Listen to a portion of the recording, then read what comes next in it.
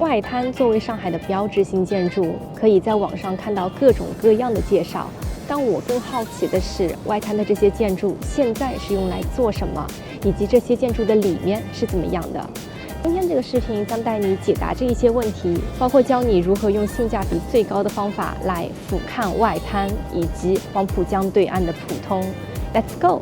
我身后的这个外滩信号气象台就是外滩的起点啦。这种风格的信号台在全世界只有2个，一个在挪威，另外一个就在上海。首先从外滩1号的亚细亚大楼开始逛起。外滩1号现在变成了九世国际艺术中心，可以直接进去哦，去看看吧。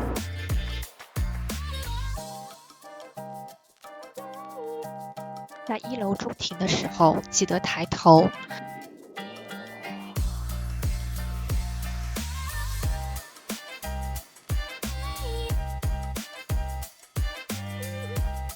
路过外面标牌的时候，记得扫码，这样就能看到亚细亚建筑的完整介绍。这里是外滩2号，曾经的总会大楼，现在是华尔道夫酒店。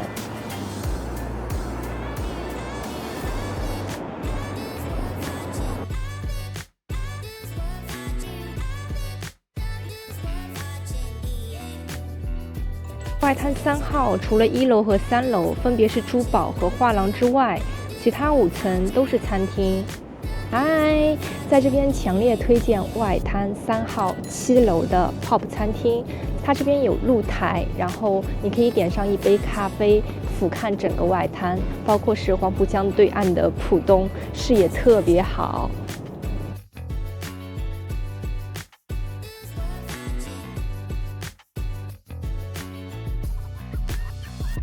现在这个露天阳台是没有人的，感觉我一个人把这边承包了。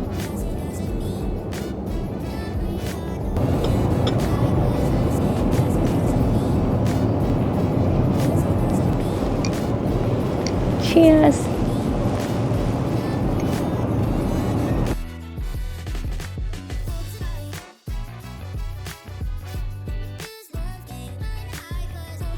今天虽然气温比较低，但是是个大晴天。我坐在外面露天的地方，然后太阳照过来，就一点都不冷。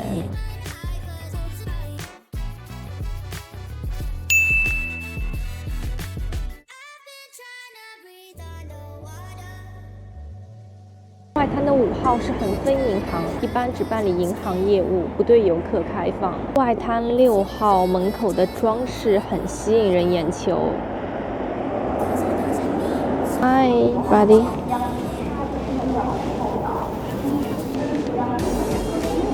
中国的男足，我在此不做评价。外滩6号的里面也是有各种餐厅的。网友说4楼的下午茶性价比还可以，但是因为它不是很高，所以视野一般。这个是外滩7号的盘古银行。外滩全长1.5公里，在1844年的时候被划为了英国的租界，外国的银行、商行、报社在此集结。1943年8月，外滩交还上海公共租界，结束了长达100年的租界时期。外滩9号轮船招商局大楼是外滩的唯一一栋红色建筑，它是中国人自主经营的第1家新式轮船企业，虽然看起来很小，但是它在当年掌握了50%以上的港口。外滩12号的浦东发展银行是目前外滩的银行建筑里唯一一个对游客朋友开放大堂参观的。外滩12号被称为整个外滩最贵、最有排面的建筑，它的造价据说在当年可以买下外滩的半条街。在1921年，汇丰银行花了1000万白银建造了这一栋建筑，这在当时相当于汇丰银行2年的收益。12号这边有3大稀世珍宝，珍宝之一是门口的铜狮。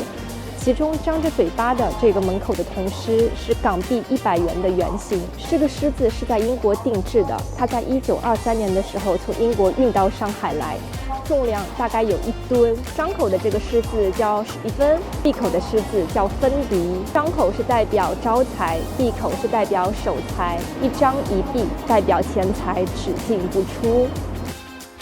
工作日的时候，可以来银行内部看另外2个珍宝。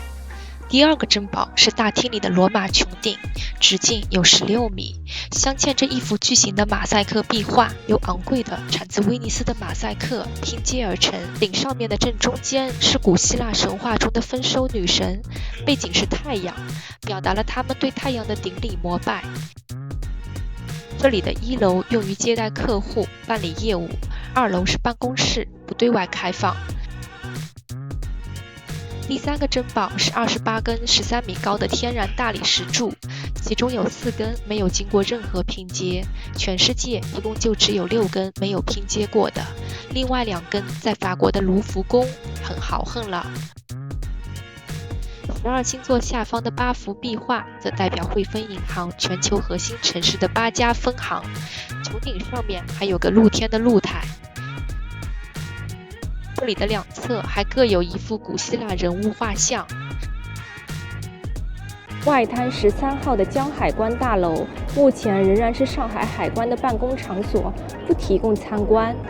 当时这个钟在当时就花费了2200白银，从美国运到上海，目前也是亚洲第1钟。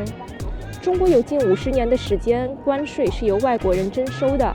在1997年7月1日，香港回归祖国之后，这口钟的整点报时音乐才从威斯敏斯特钟声换成了爱国音乐《东方红》。这首歌代表着中国海关回来了。外滩14号是上海市总工会，1楼有劳模分彩展。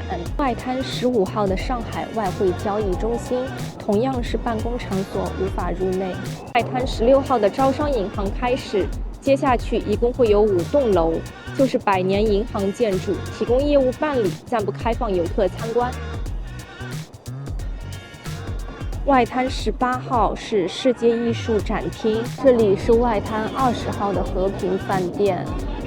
和平饭店的正门诞生了中国第1条商业街——南京路步行街。